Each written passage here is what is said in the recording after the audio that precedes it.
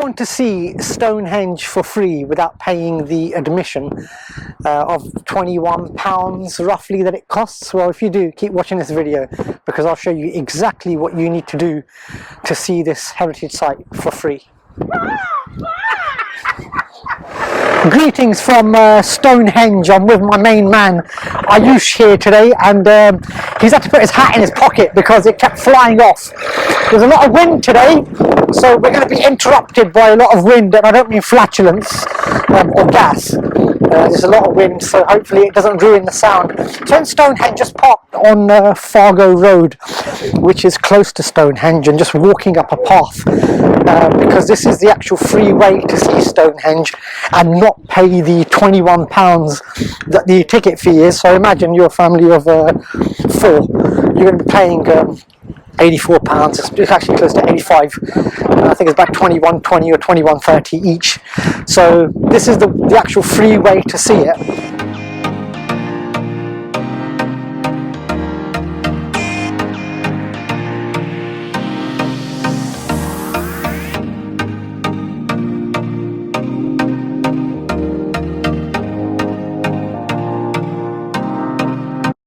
So just on the pathway, looking at the stones of Stonehenge, and as you can see, there's a pathway that this is where the paid entrance people come via this path here, and we are on this free public path here. So looking at the stones from here, you can get a good view of them. The camera might not capture it that well because this one hasn't got any zoom on there, but I'll try and capture some with the zoom as well. And it's a pretty good view that you get from here, considering that we're paid no money to get here. And as people are walking along here and looking at the stones themselves, you know, this view that I've got, for me personally, it satisfies what I would want to see, because I haven't got any sort of religious significance or cultural significance with the stones. That some of the camper vans are actually parked out here. You can probably see them in the faint distance that the people here have, because people who are into the winter solstice, etc., have got maybe have a more significant reason to be here than I have, and many of you. So, you know, would you want to pay the fee to come here, or would you want to see this free? For me, I've done both now, and to be honest, the free one is probably better because I can spend the money on getting lunch. But if you have a look, the pathway here that goes up to the stones themselves, they can't actually go up to the stones, so you can't touch the stones, and it's not something that I think, considering that it came up as the second most overrated site in the UK after Buckingham Palace, because Buckingham Palace has limited areas that you can see, but Stonehenge came second. I can see why, if you are not significantly interested in the stones themselves. I can understand why that is so. It's not something that I would say spend the money for. If you want to spend the money, you can. That's your business, I suppose. That's up to you. But considering the view that you get from the pathway, you see most of what the people on the path do, because you can't, like I said, you can't go up to the stones and touch them for yourselves. So for me, it makes no real difference. And I've got Ayush here as well. And Ayush, you've done the stones both now. You've paid for it, and you've done the free one. What's the main difference, you would say? There is no difference. I think this is every bit as good. I think the paid thing is pretty much a tourist trap, because first you gotta buy the ticket and then they flog all this merch on you and on your way out in the shop. They're like, buy me! So, no, I'm definitely sold on the free option. I definitely recommend this because, yeah, I mean, I agree that it is pretty overrated, but it's, I think, one of those things you have to see. And if you can do it for free, then why not? Yeah, so you heard from the main man himself that the free option is worth doing because, to be honest, you know, if you look at some of the reviews, you've got to. Are you looking to get in? Got in over You've there. got to. You've I got did pay. Where's entry? just out. That's walk this through guy here. over here. The gate. The gate. There's a gate right at the front. Oh, This is the free option. uh, So there's a guy who's paid. He's come on the free. It's the first time maybe someone who's paid and has wanted to come through the free option, or accidentally has come through the free option, which is easily done. Which is the actual entrance here, and I'll show you the entrance. It's easily confusing as well. You know, it's not something that's completely visible. So I can understand why he's done that, because it's not really well signposted. I think there's a lot more that can be done here to try and make it easier. Maybe I'll try next time capture a vlog where I paid for it, but having said that, having come through the free one, I don't exactly want to pay for it now, to be honest, just to make a vlog, because I've seen pretty much what I wanted to see. So this is the actual pathway to walk down to get towards the stones for free.